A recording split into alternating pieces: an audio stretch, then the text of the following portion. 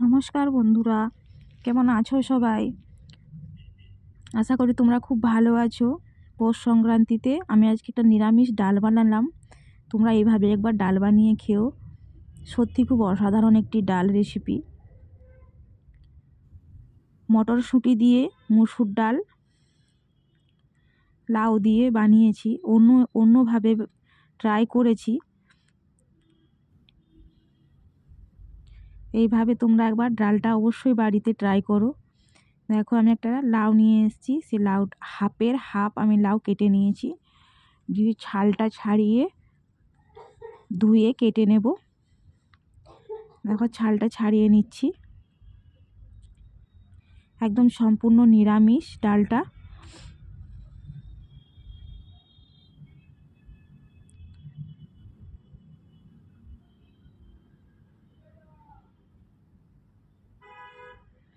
দেখো, হাফ লাউটা আমি প্রথমে ছাড়িয়ে এরকমভাবে ধুয়ে নেব, কারণ কাটার পরে ধুলে অনেকটা জল থেকে যাবে।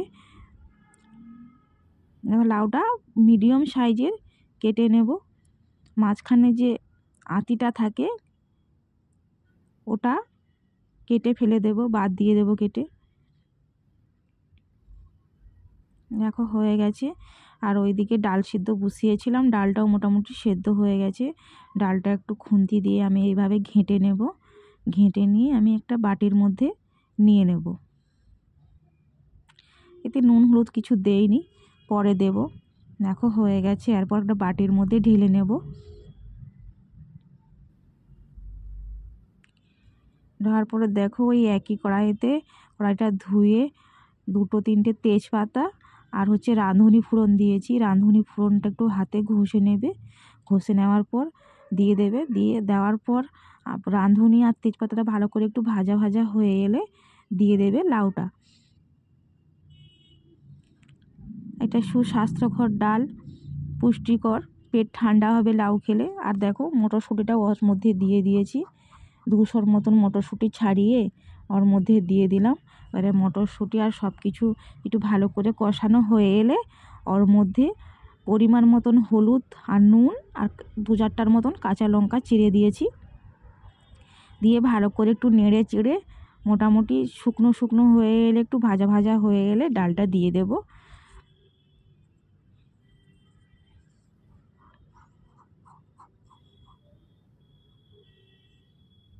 দেখো, ভাজা ভাজা হয়ে গেছে। এবারের উপর দিয়ে আমি ডালটা দিয়ে দেব। ডালটা দিয়ে খানিকক্ষণ ফুটতে থাকবে। আর এতে কোনো মশলা দেওয়ার দরকার নেই। লাস্টে শুধু অন্য একটা মশলা দেব, কাসুরি মেথি, আর একটু অল্প পরিমাণ চিনি।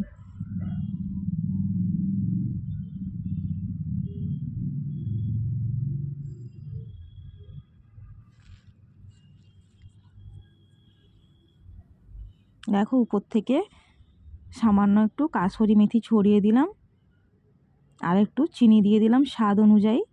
দারুণ লাগে, হালকা হালকা মিষ্টি এই মটরশুঁটির ডাল। অবশ্যই একবার বাড়িতে রান্না করে খেও। আর রেসিপিটা ভালো লাগলে একটি লাইক, কমেন্ট, শেয়ার করো।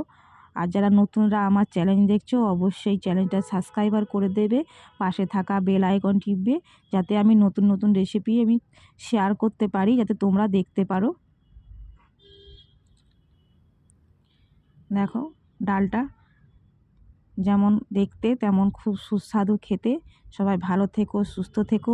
দেখা হবে পরের রেসিপিতে। টাটা, নমস্কার।